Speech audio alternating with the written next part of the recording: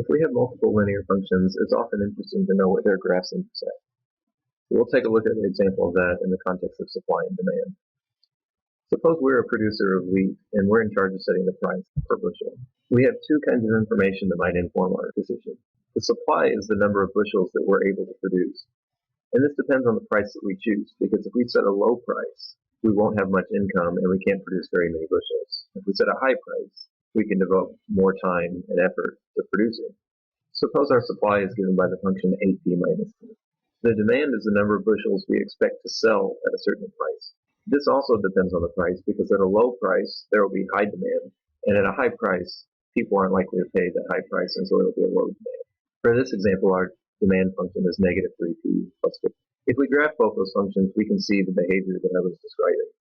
The blue line is increasing with price, and that's our supply function, because the more we charge, the more we're able to produce. And the red line is the demand function, and that's decreasing with the price. Because if we charge more, fewer people are going to be interested in paying that high price. So what price should we set for our product? If I choose a price that's to the left side of the graph, then the demand function is higher than the supply function. This may not be the best price to choose, because we're not making enough product to fill the demand. If we choose a price that's far to the right of the graph, then there's more supply than there is demand.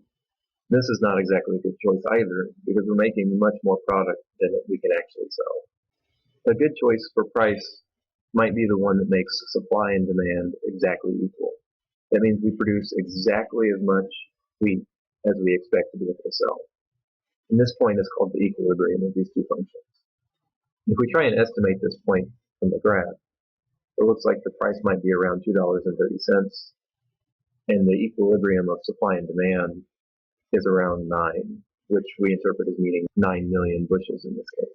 We can get more accuracy by looking at this algebraically. So what price causes supply and demand to be equal?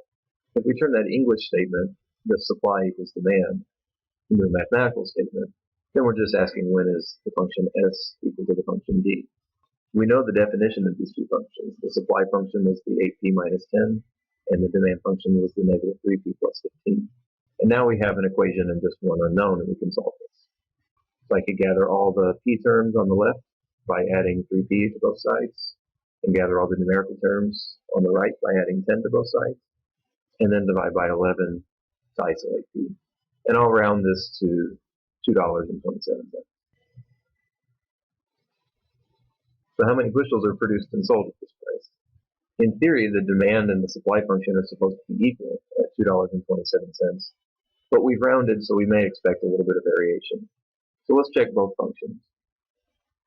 If I plug $2.27 into supply and do the arithmetic, then I have 8.16 million bushels produced.